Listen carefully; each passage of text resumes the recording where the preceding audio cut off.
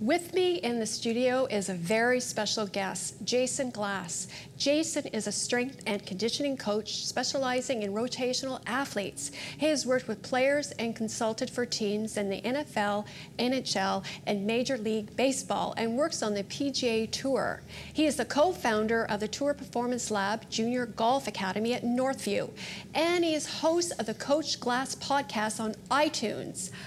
Welcome to Train Like a Pro, Jason. Thank you for having me on the show, Christine. So happy. But firstly, what does a rotational strength and conditioning coach do?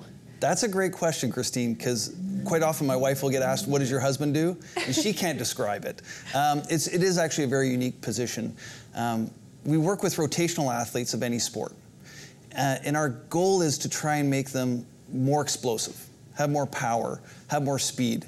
And to do that, fitness is involved, but there's also a huge element of trying to find that 1% or that little element that they're lacking to put them into a world-class level.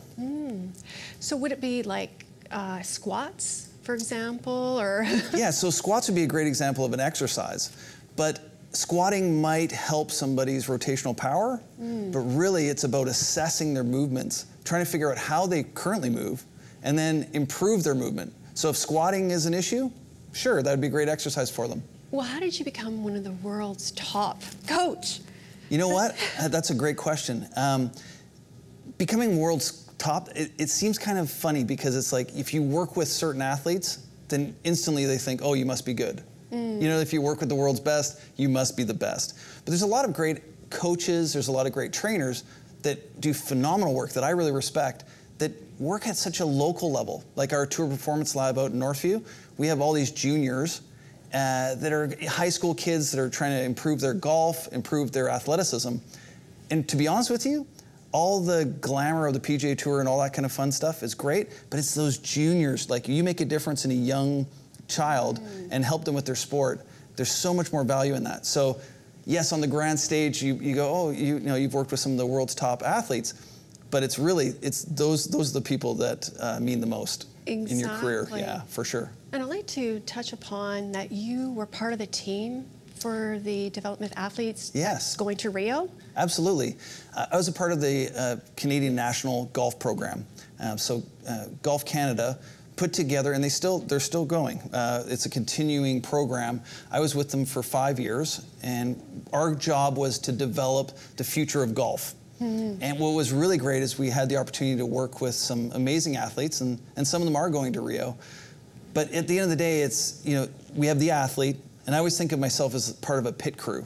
So if you use like a car analogy or a race car analogy, you have the athlete, and then the golf coach, in this case, because we're talking about golf, the golf coach is the driver of the car. So my job as a pit crew is to try and put a car together with the right tires, the right suspension, the right brakes, so that we can race around the track and have success. So really that's my role. It's really a background role in trying to create an athlete's body that can really sustain a long season and also perform at the highest level. And it's a rewarding job. It's fantastic. Yeah, absolutely. You know, with Adam Hadwin, you're working with right now, and you've worked with Brooke Henderson. Yeah. So how do you become at that level, being top of their game? Well, you really, like anything in anybody's career, you always start at the bottom. You know, I started locally. I was working as a head strength coach for University of British Columbia, their golf program. We had huge success. Then I went to the provincial program, started working with those athletes, and then to the national level, and then now on to the PGA Tour. But in a way, you're almost following your athletes. You know, as they're developing, you're moving on to the next level. But, you know, it's really fantastic to see the rise and the success of Brooke Henderson recently winning her first major. What a great thing for Canada. And now she's going to be going off to Rio. And we couldn't ask for a better ambassador of the game. She's just one of the nicest people I've ever met, and a fantastic athlete. And you were part of the team, right? Yeah. I mean, again, it's a real large group of physiotherapists, trainers, mental coaches, golf coaches, nutritionists. There's a whole team of people that are behind these athletes that you see in any sport. But the Olympics, yeah, we're very proud of the work we did over the last few years. And Jason, can you give us some golf tips? Absolutely. This is one of my favorite Since we're talking things. about golf. There's nothing like going to a dinner party and someone says, hey, can you give me a golf tip? And I haven't seen your golf swing. I would say the number one golf tip coming from my part of the industry is just making sure that your body's moving properly. And what I mean by that is to effectively swing a golf club, you should be able to touch your toes. You should be able to squat without pain. You should be able to rotate your T-spine over 45 degrees in both directions. So there's like some basic movements that you should be able to do. And what I found is some of the biggest changes I've made in my athletes is just removing barriers that they had that were keeping them from playing their best game. So just not even, everybody thinks about performance stuff like jumping and bounding and 180-degree jumps up benches and stuff. Really, just removing some of those limitations has had bigger change in our athletes than any kind of performance thing that we could add to it. That's great, and keeping your eye on the ball. Keep your eye on the ball. So that would be my second. That'd be my second tip: is keep the eye on the ball. But Jason, tell us a little bit about your show. Yes.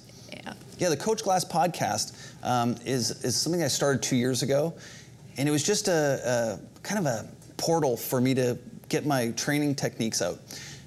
And it evolved over 2 years. We're 140 episodes in, and yeah, we have over 250,000 downloads from all over the world, which is really cool. When you see somebody in Iceland or something like that that's listening to your podcast, it's great. But really, that's really an entry point for anything to do with human performance, be it better nutrition, sleep habits, just anything to do with performance. That's what we're going to tackle on that show. So it comes out every Wednesday on iTunes. That's great. Yeah, if people want to tune in, where can they go?